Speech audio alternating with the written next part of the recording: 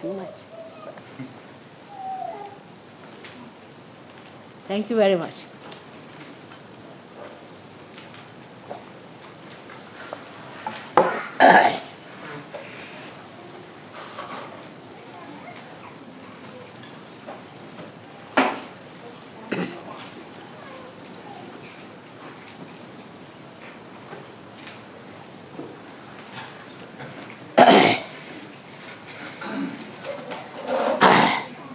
Somebody will translate me or?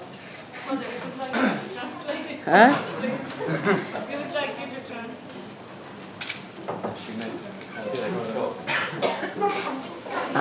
translate. The song is written by a relation of ours. He was a convert to Christianity but a realized soul, and he could never cope with the system of conversion and also the way the Hindus were treated among themselves with the caste system and all that.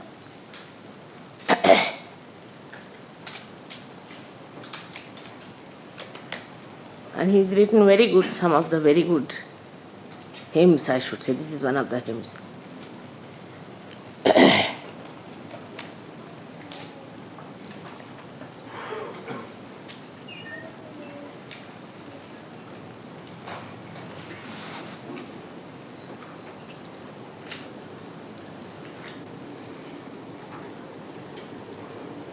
The song is something I really always used to sing in my childhood very much. And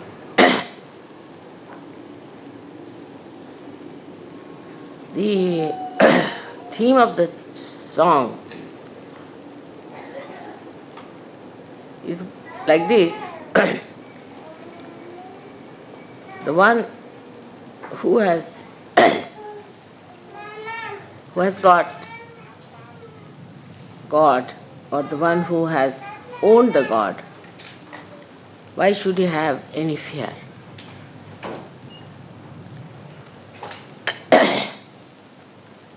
The one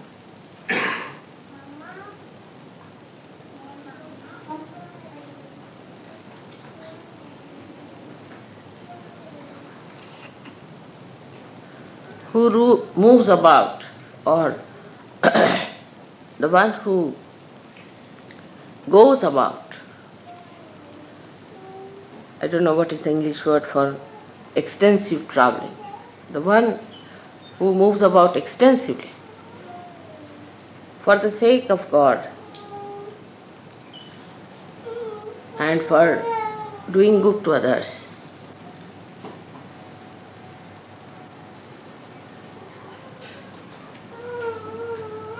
But he does not belong to this world. Such a person has no fear.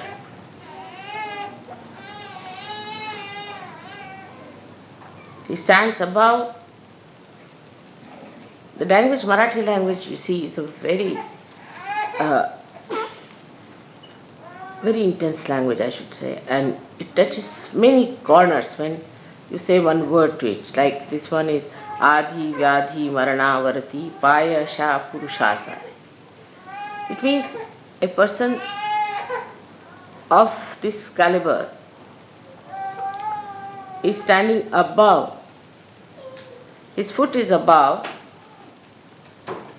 the sickness, the mental problems, and the death itself. But when you say that such a person has the foot on top of this, means also, his meaning is that with the effect of its foot, it can get over it. It's a double language, you see. Like such a person has its foot on top of all these three things, is the sickness, the mental problems, and the death. The foot is on top of that. It means that such a person is above this. Plus, if you have somebody of this caliber and the foot touches the sick or the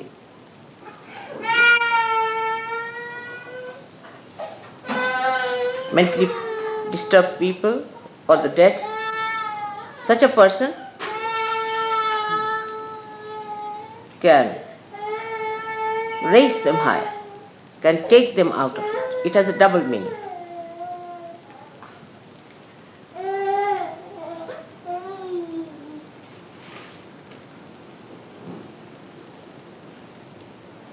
So, the whole theme works out this way, that a person who belongs to God, who owns the God, should not have fear, should not get frustrated. I needed it very much today. Because one side, of course, is the joy of seeing so many Sahajogis, real Sahajogis, not artificial disciples or dramatists, but real Sahajogis of very high caliber. And some of the people who stand on the periphery have been on periphery for such a long time. That's sometimes it's dangerous for me to see they will be destroyed. At this time you need a song like this. And in childhood, whenever I felt really desperate, I used to sing this song. It's a very touching song. All right? But word by word I could not, I'm not in a sort of a proper mood, I think. So it's touched me very much. This is Uttam Prajna. I wanted it very much today.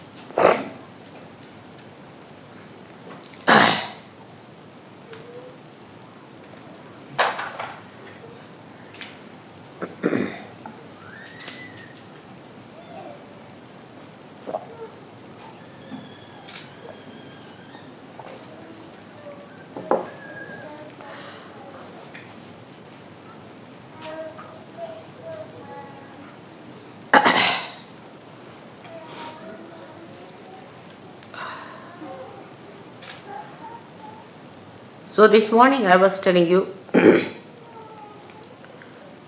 about this new awareness, prajna. Jna means the knowledge and pra means the awakened knowledge, which comes out of meditation, sustenance of meditation,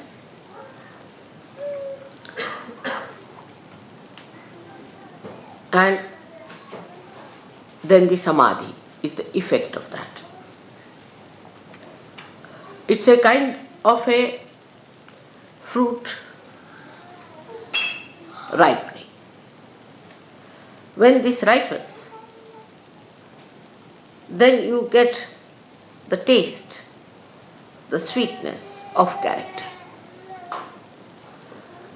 And then you start seeing around how the nature,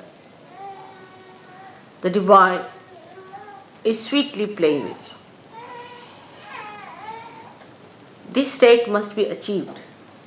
For every Sahajogi, it is important that they must achieve this state. Because unless and until you have minimum achieved this stage,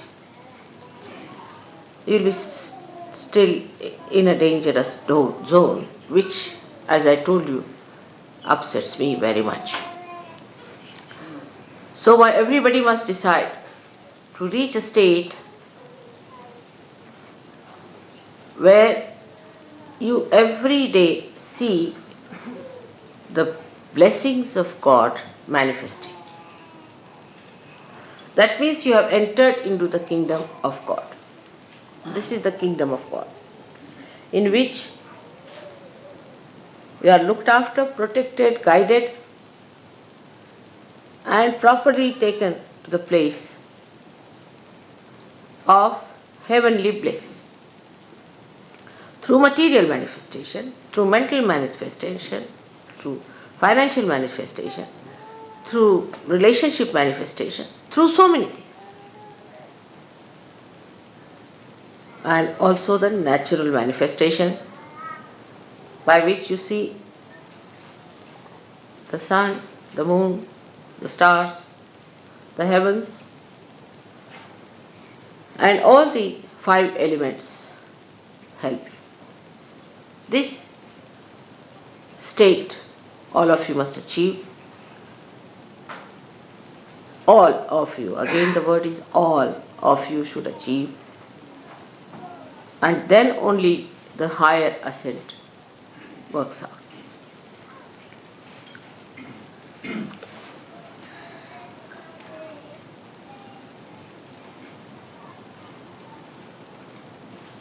Now, how to achieve this state?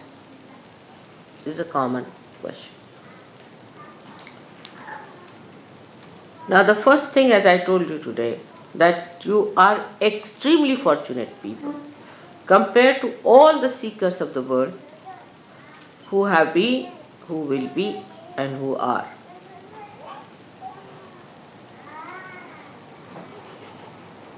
Because so many things are which were used by seekers to overcome, you don't have to overcome. For example, they used to meditate, say, on some name of God. And the attention would go on, say, repeating the name of praying to that God or thinking about that God and all that. But the whole thing would be mechanical. And always they would jump into some sort of a low type of a siddhi, so-called, means they get possessed.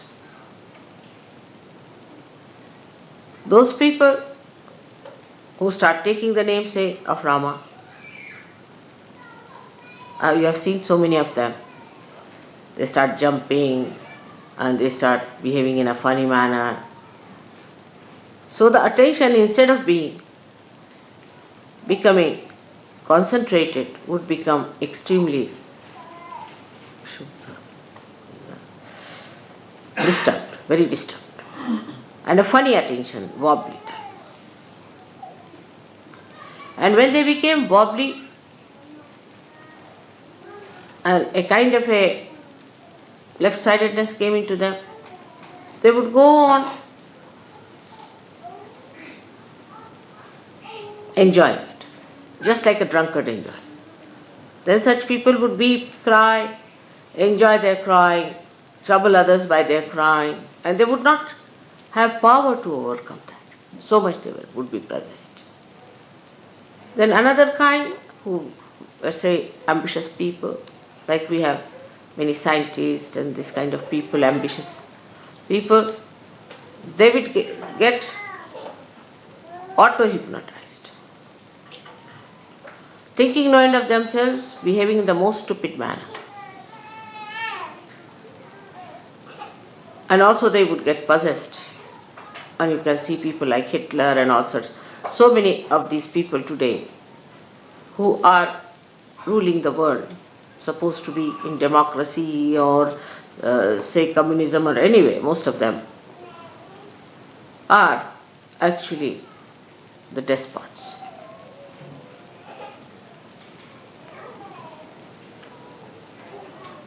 And that's why the chaos today.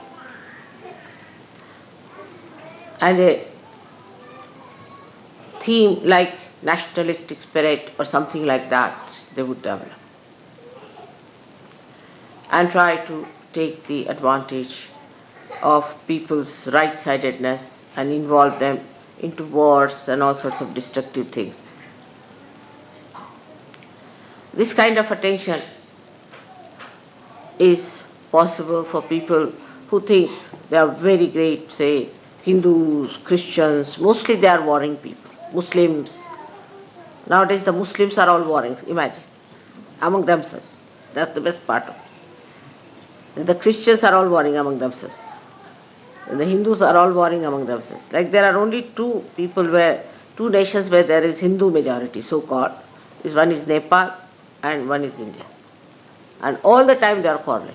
There's not one day passes without hearing some news of some sort of a quarrel. Because Hindus won't use the swords, but a very cold-blooded quarrel is on. So this is the situation.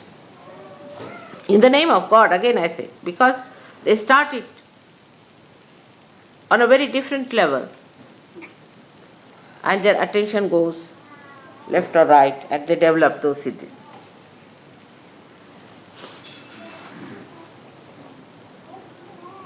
So what have we to do?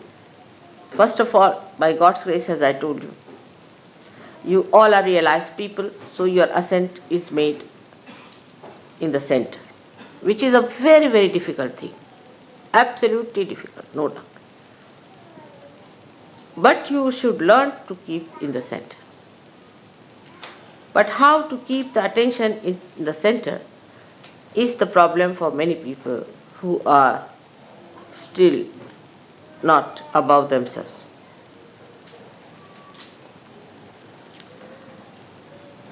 Now when you meditate, try to meditate in a sustained way. First of all, sustain it. Then you find that you are getting into the state of samadhi, means at a state where you start feeling the joy and the bliss of God's blessings. And then you start saying, oh God, what a blessing, what a blessing, and what a blessing. Once you have reached that state, then you have to realize, who am I? Who are you? What are you? You are the Spirit. After establishing your sustained attention on the Spirit, you will develop a state where you will be in a complete state of witnessing with joy. Now those, say, who are here can judge themselves very simply in a way. Those who tried to have the best rooms, they must have booked 10 days ahead of time, they must have done this, that to get a good room. Those who want to have the best food or the best time, try to have position in the mind. Face yourself, honestly. Sahaja Yoga is an honest endeavor. The best privacy for themselves. You all should face yourself. Then the husband-wife, they want the privacy to themselves. This is not the time for husband-wife to be together. Or for you to talk loudly and move about and have fun. No, this is meditative time you have come. It's very short time according to me, because people spend thousands of days to establish their meditative mood. But in this speedy life, you have to have intensity to establish. So get into meditative mood. Some people feel that they have come for a proper holiday making and there's no sea here, so how will they have a swim sort of temperament. Those who are not so badly off would be asking for more comfort.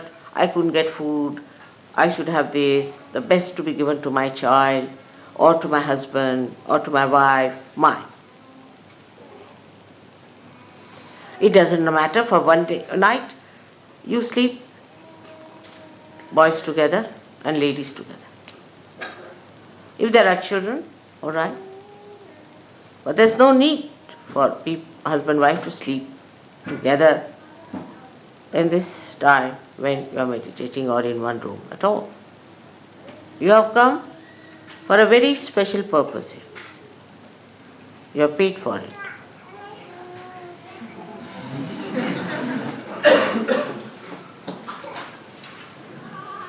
So be meditative. What I find, everybody was talking loudly. I didn't find them in that meditative mood.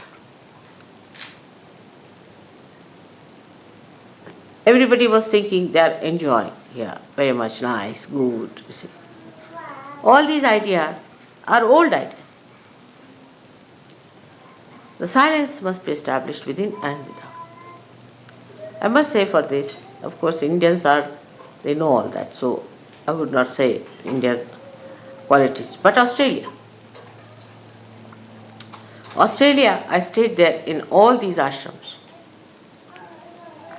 At Sydney, we had 50 to 60 people living there every day. I never heard a voice or even the movement of the foot till I was there, when I was there. And I was not there for a day or so. I was there for about 10-15 days. Not even the movement and the children crying, nothing. I never heard a sound.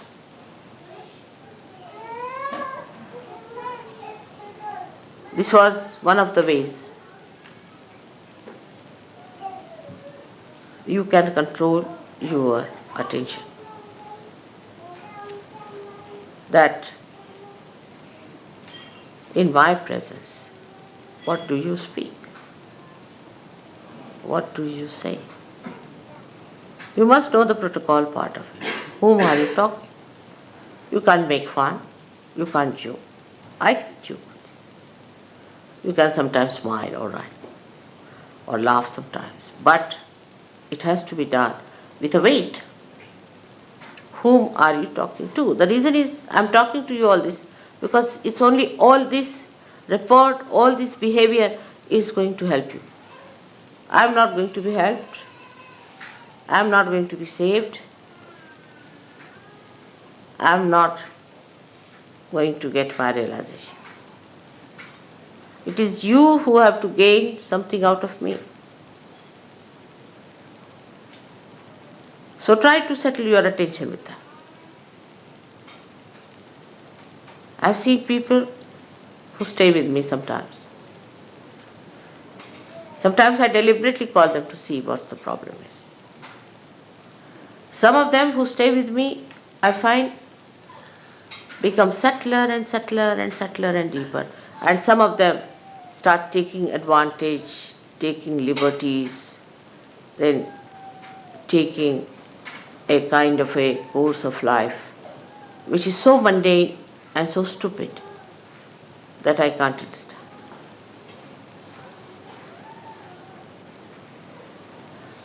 So this awareness should be within your heart, that the time is very important.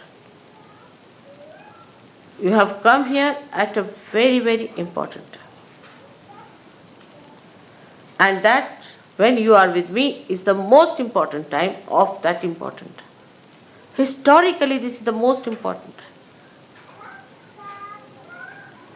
and take full advantage in the real sense of the word.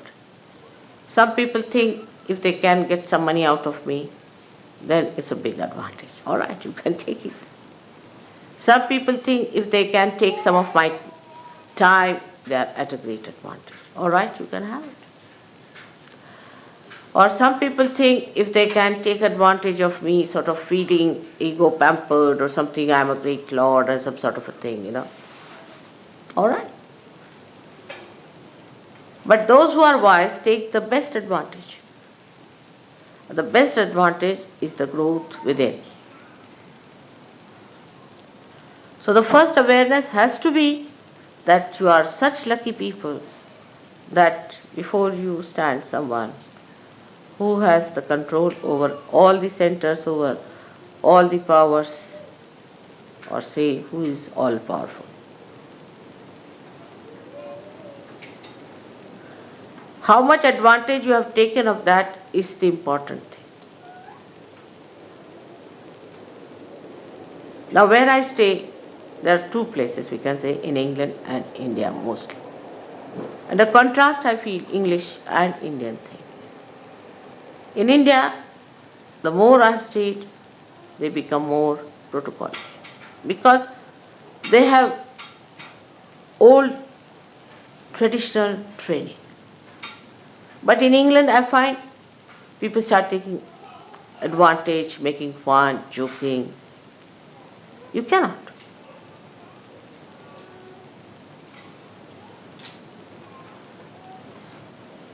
You see, it is different to please. But it is different to be frivolous and shallow with somebody so intense. For example, if there's a tin board and you take it under the Niagara Fall, what will happen to the tin board? It won't be able to bear even the slightest shower of that.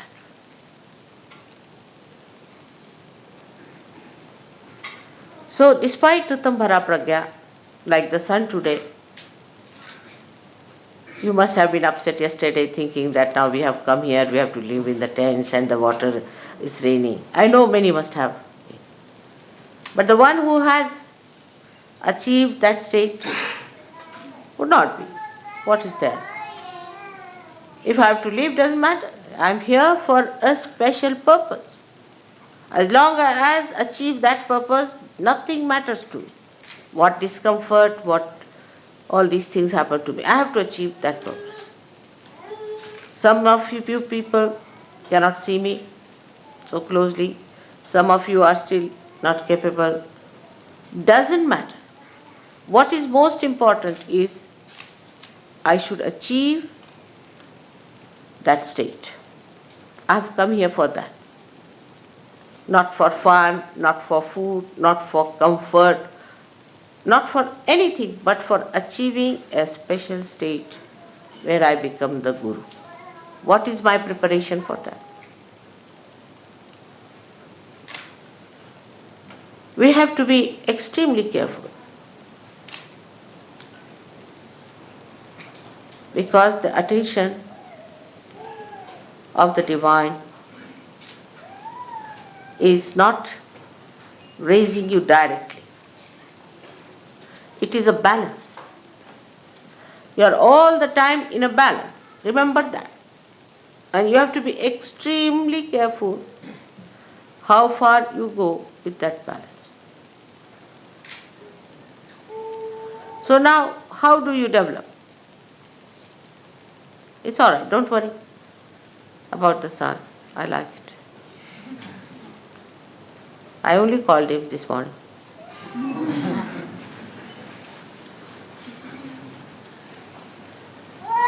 So,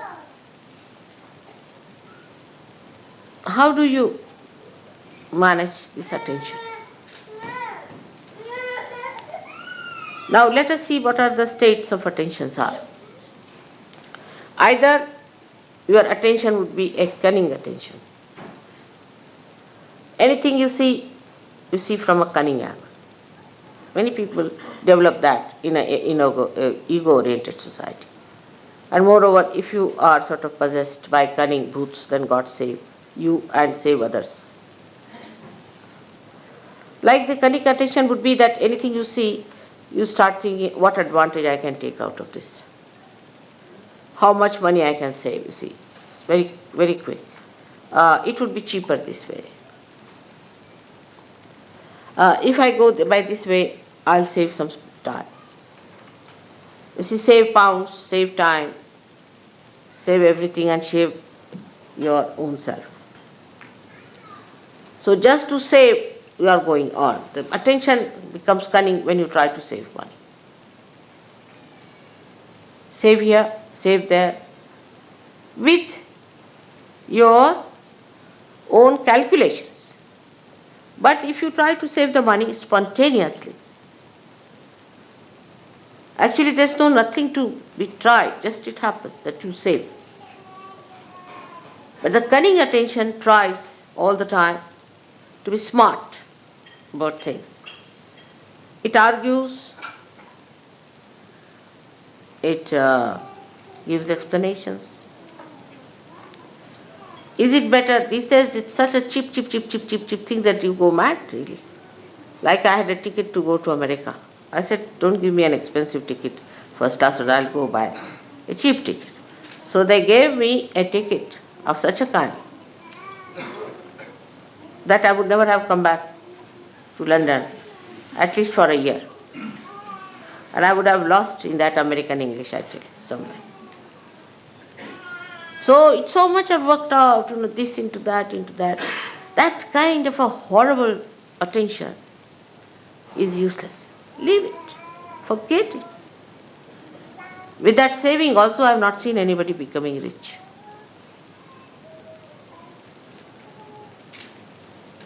Like I want to go and buy some paint. So we buy some paint, then they think, all right, if we bring it back, then how can we return it? What should we do this time? Nonsense. All the time the mind is on that level. I'll give you an example. The other day, we got some paint to paint the glass. See the subtle sort of it. You see in the gross there's a subtle indication. And the paint was brought. And then it was worth nothing, 80p or something, all right. I mean, I can afford it. So that's why I bought. If you can't afford, don't buy. So they said, now we should return. I said, but why? Now it's come out, now go and return. You spend so much petrol going there. If you want to calculate also, it's stupid and the time will be wasting. No, but mother, you see, ultimately we save 2p. I said, all right, now I'll save a lot of money, now I'll show you how. I took that paint and painted many things which looked like glass or which was stone-like, and the whole thing looked so beautiful. So the mind that is destructive is only calculating. If you have such a mind, know yourself that you have to get rid of that kind of a calculation. Cheap things you should just give. Keep in the center. You should not be, of course, overindulgent, but you should not be also going for all the time for this kind of a calculation, because you are wasting your important awakened attention, which very few people have in this world. Must know that you are realized souls. You are not ordinary, mundane type of people.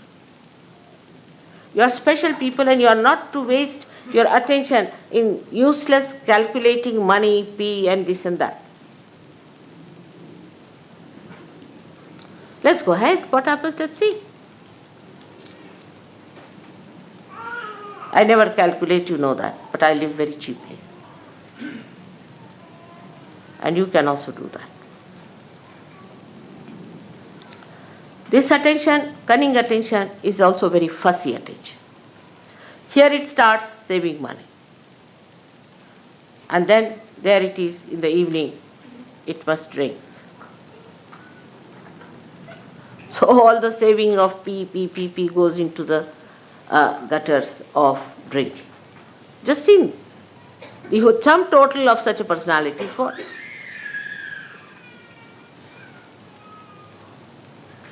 So this mentality has to be controlled, especially for ego-oriented people are extremely calculating, most surprising it is.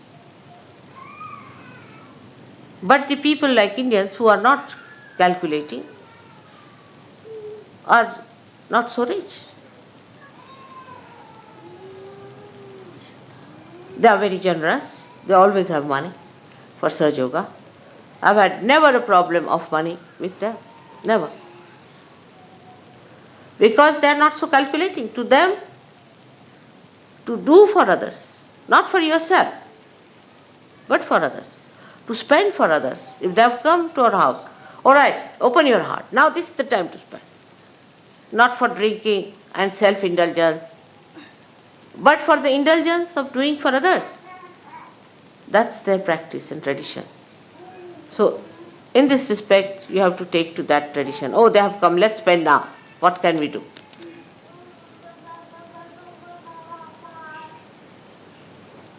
This is the main thing one should understand. Those who are mostly self-indulgent are extremely miserly people.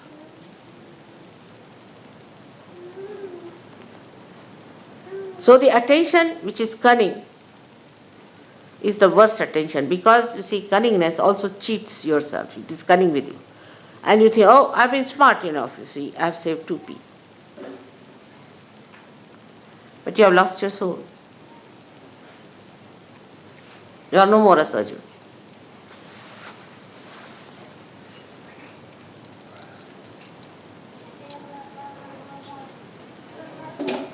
I'll give you an example.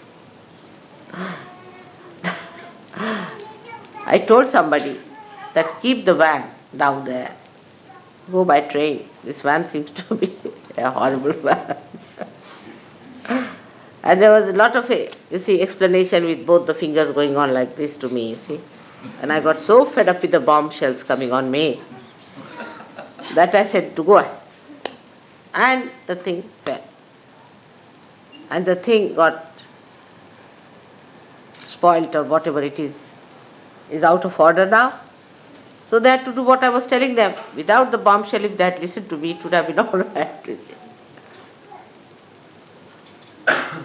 So your attention should not be on saving material things and worldly things and all that, but attention itself must be saved.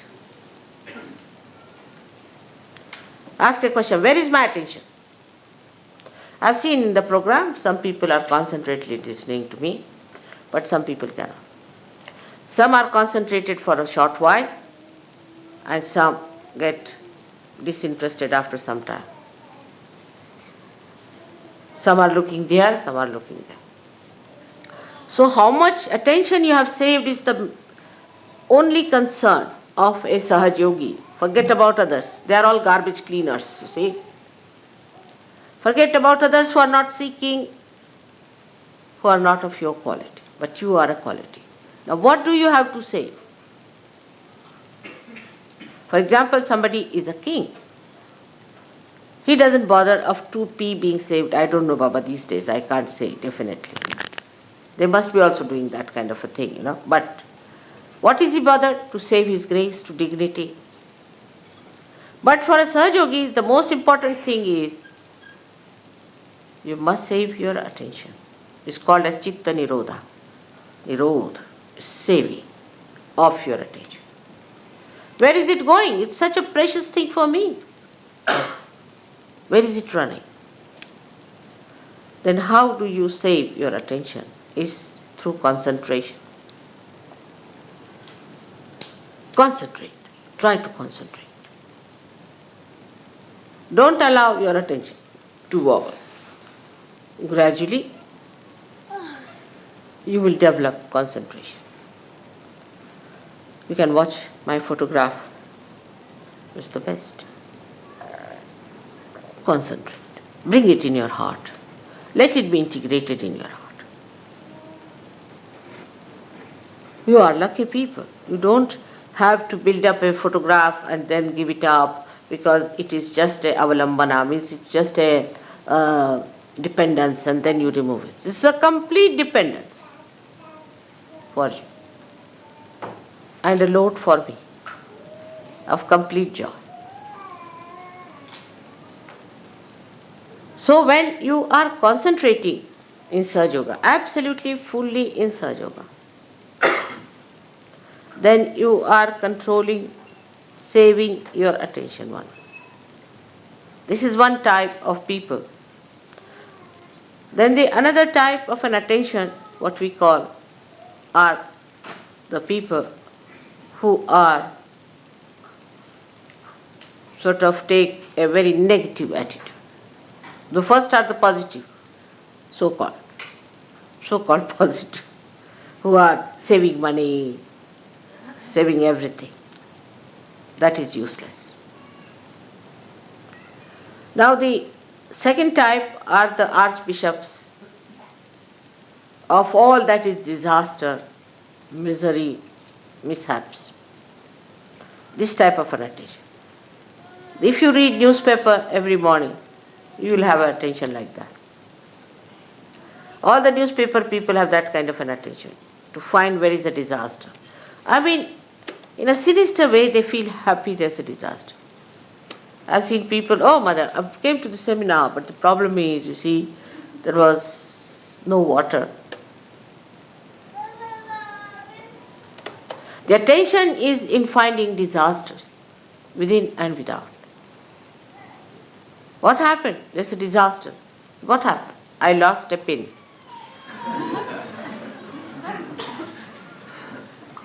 Absurd to have such stupid ideas. They will cry and weep and make everyone miserable. Oh, I'm so miserable. What? My husband doesn't talk to me. Or my child is not with me. Such people are extremely self-indulgent as far as their relationships are concerned. They make everyone like that. Oh, the person didn't talk to me nicely, he was this way and that way. They feel hurt at the slightest touch.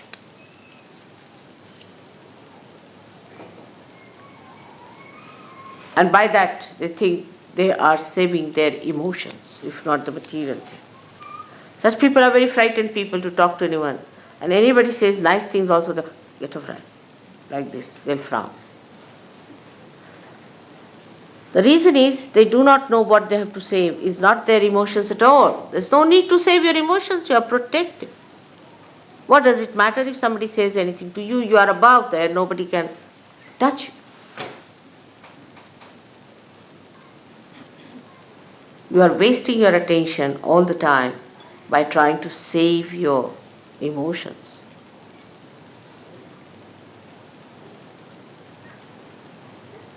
There's nothing to be frightened of anyone. Because somebody is going to say something harsh word, that's why you don't want to do something. Such compromising people, so-called, have not understood Sahaja Yoga. There is no compromise in Sahaja Yoga at all. It is just like a diamond. Diamond will remain a diamond, whatever you do. It's forever and ever.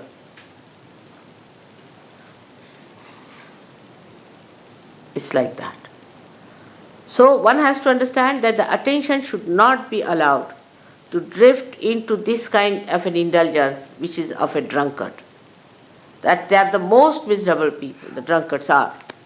Just imagine. They'll be always crying, weeping,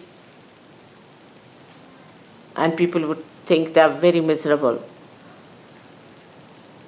So what you have to save at that time is your attention from such indulgences into useless expression of your fear about your emotions. See, now today they sang the song.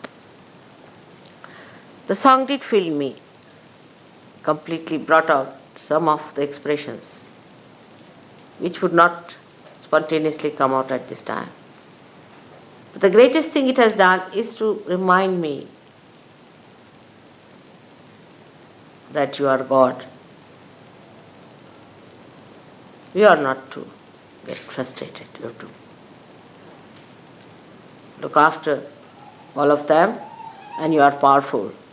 How dare you suspect yourself or feel frustrated? That thing which is so much reflecting, like a mirror. I see my mirror. In the same way, you should also have your emotional understanding. And the emotions should be your mirror. You should see yourself in your emotions, how you behave, how you treat, how you talk.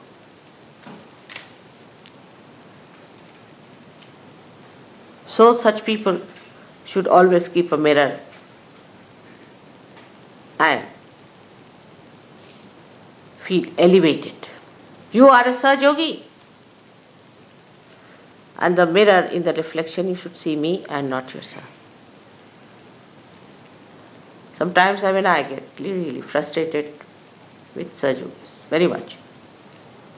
Then I just stand before the mirror and I say, now, come along. You are the one who has all the powers, who has all the chakras awakened. None of the advents had this. You are the one who has created this world, and you are the one who has to save it. So now get up.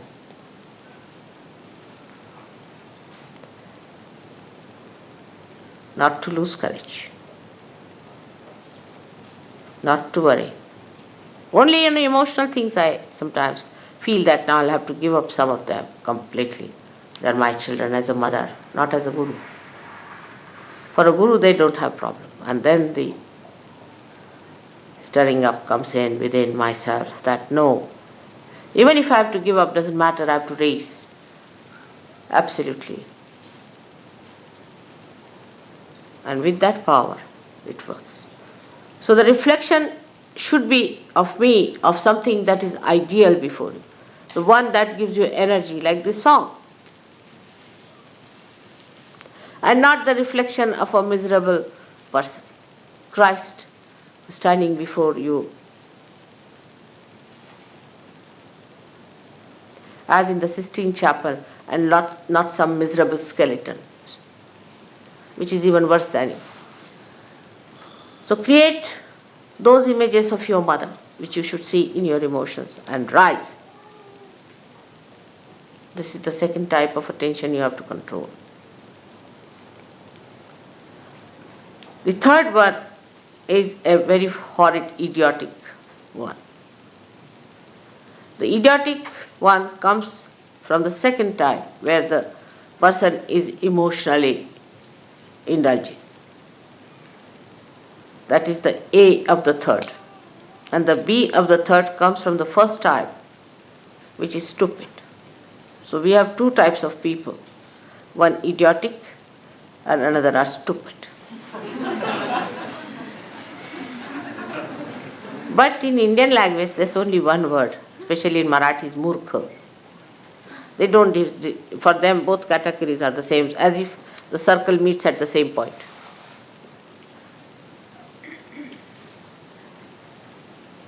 I mean, English language in some ways is good, at least it differentiates between the murkhas.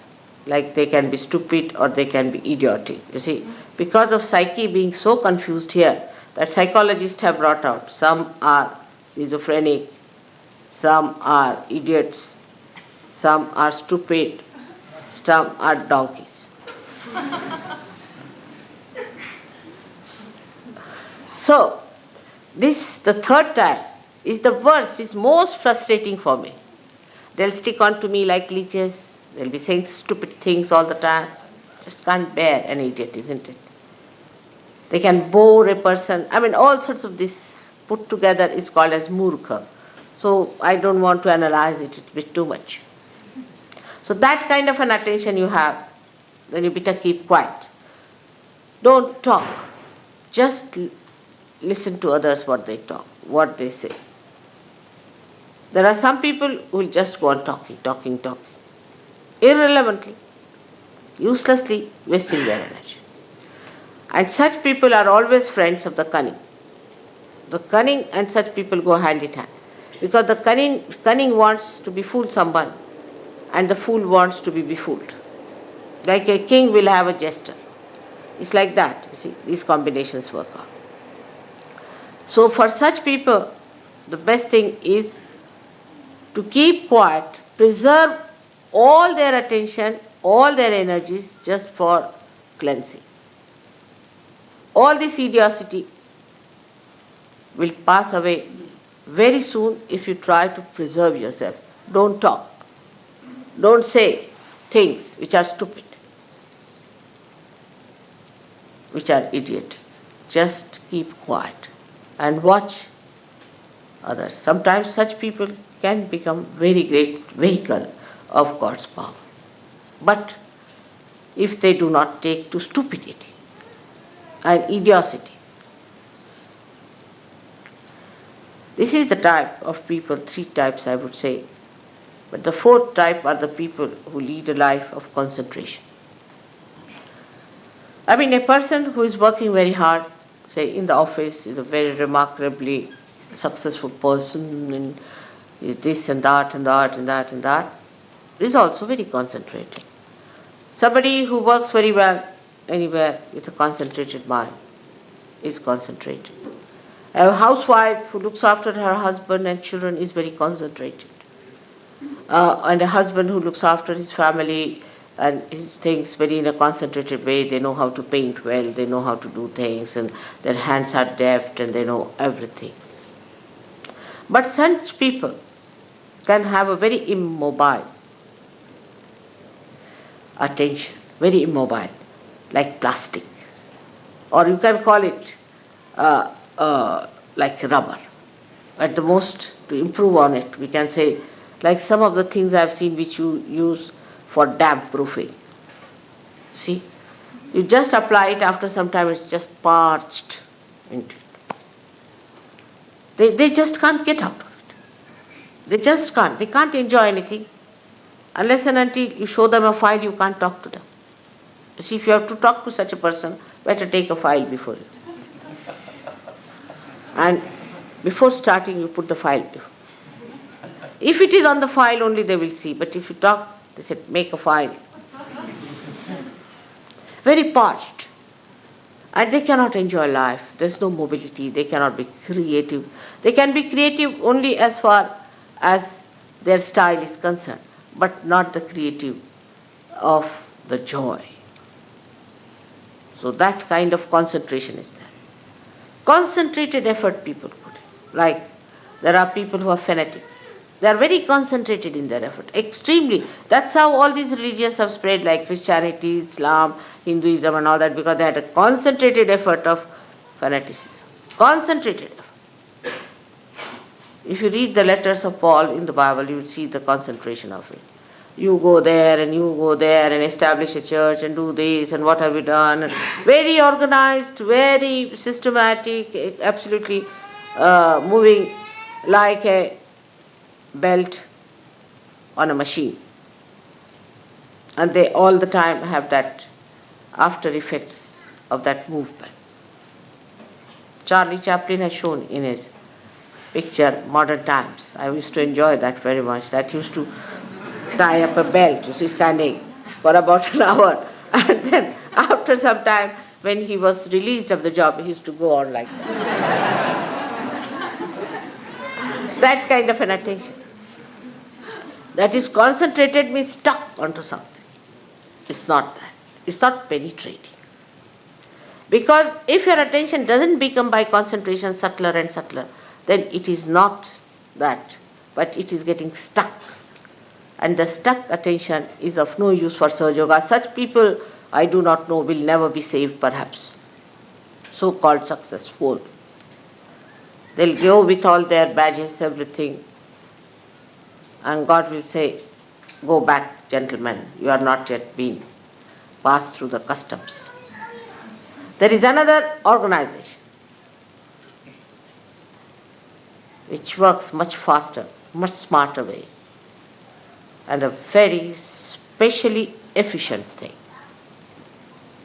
So these people will be just stuck people. Now there are 4th type of people which are concentrated. They are intense, deep. They penetrate. because they are living minds. They are not dead, parched minds. They have living mind. They penetrate. I watch sometimes. I ask some people, what do you think of a particular person? Immediately I know what they talk. If they just talk in a mundane way, he's a fine person, he's a bad person, this thing, that thing, then I know what it is. Very superficial, shallow. But a person who sees the possibilities and the potentialities of its awakening and the problems a person is facing, then I know that he is the one who has that concentration into the subject. And the subject of Sahaja Yoga requires the maximum penetration. Because Sahaja Yoga, if you have understood, I don't know if you have understood or you are aware of it or not, but is learned through experience and through nothing else.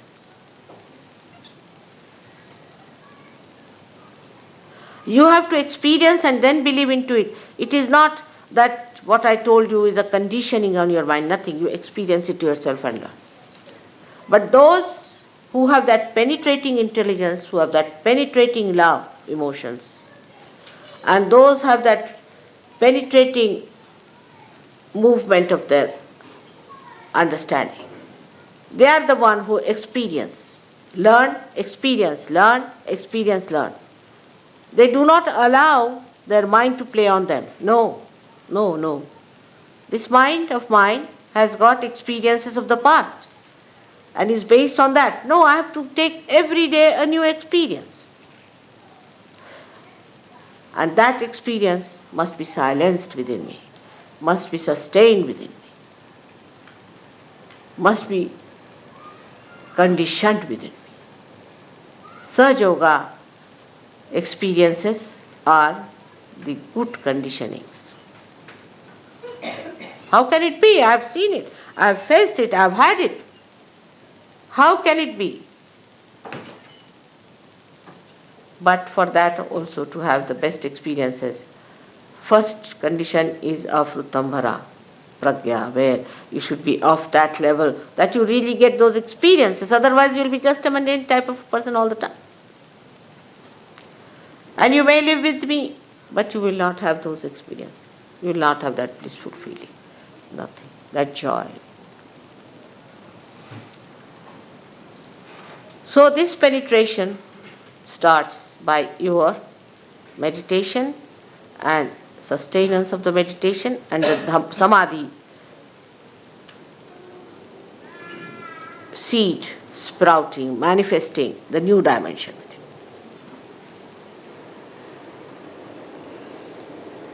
This sort of an attention one has to develop by watching the attention, chitta vivrutti. As you watch your money, as you watch your road when you drive, as you watch your child when it is growing, as you watch the beauty of your wife or the care of your husband, all put together, you watch yourself, your attention. Where is it going? Where is it lagging behind? What is happening to my attention? Such people have no problems. You'll be surprised that such people, when they want to do something, it becomes dynamic. They can work it out. Nobody has any problem. And if there is a problem, which you are facing all the time, and you then know that there's something wrong with you. Something is wrong with the instrument. If you don't have a tin cutter and you start using a knife to cut a tin, it doesn't work out, then you'll say the tin is something wrong with the tin, or something wrong with you. No, it's wrong with the instrument, and that instrument has to be correct. When the instrument is all right, after all, with all the powers you have, with all the blessings you have, and the source of power behind it, everything should work out. It should work out. You have had experiences of things working out. You have had experiences of many of miracles happening before your eyes. But still the attention has not settled down with those experiences, still gatanubhavas means the old experiences continue. Old identifications continue. Still continue with that. And the filth of that is still on your being. Change everything. Become a fresh new person. You are blooming out as a flower and then as a tree, and assume your position. Assume your position as the Sahajogi. So this attention must be brought round. You judge yourself, where is your attention? And what is the point of understanding? What is the measure of understanding? It's very simple. I have to be pleased because I am the attention. If I am pleased, then you have done the job. But I cannot be pleased by mundane things, by any arguments with that, but only by your assent. So you judge yourself on that. Whether you give me a flower or anything, I am only pleased when the essence of that doing has that height, has that special manifestation. You say, I love you very much, Mother. All right, you say. But I must see that love that you are saying or doing has that essence. That gives me joy. It's such a mutual thing between us. You can't imagine. I can't live without you and you can't live without me. It's so mutual. But from one side, it is absolutely 100% benevolent. Whether I get angry with you, whether I scold you, whether I pamper you, whether I say, don't do that. If I tell you, don't come very close to me, keep away. Anything that I do like that is benevolent. To you. And to me, the benevolence is only one that you should be emancipated. That you should gain something out of me. That you should prosper out of me. Like the Mother Earth feels so elated to see her manifestation into these beautiful green trees. It's like that. She is nothing. We stand on her, we walk on her. Where do we see her? But she sees her in those. It's the same sort of a situation. She's the one who changes all the seasons. Rutambara means the one, the attention which changes the season. Rutu means the seasons. So all the seasons are created by her just to please us. But what do? To please her. We exhaust her, torture her, take out everything from her, pollute it, do all kinds of nonsensical things. And then she gets angry. The same thing that she is love. In the same love, she becomes angry. And then you have volcanoes and you have earthquakes and all kinds of things happening to you. But of course your mother takes time to get angry. Takes time. That doesn't mean you take time. Look after yourself. It's very important. Suddenly you will find elevated. Some people will just elevate themselves and others will be completely cut out. So be careful, I am warning. So today is the day, previous day, to this 15th day. And the 14th day, one has to become a killer. Killer of all that is ignorance, of all that is stupid, idiotic, all that is cunning, and all that is emotional. Kill that part. Become a Sahajogi tomorrow to receive the blessings. May God bless you.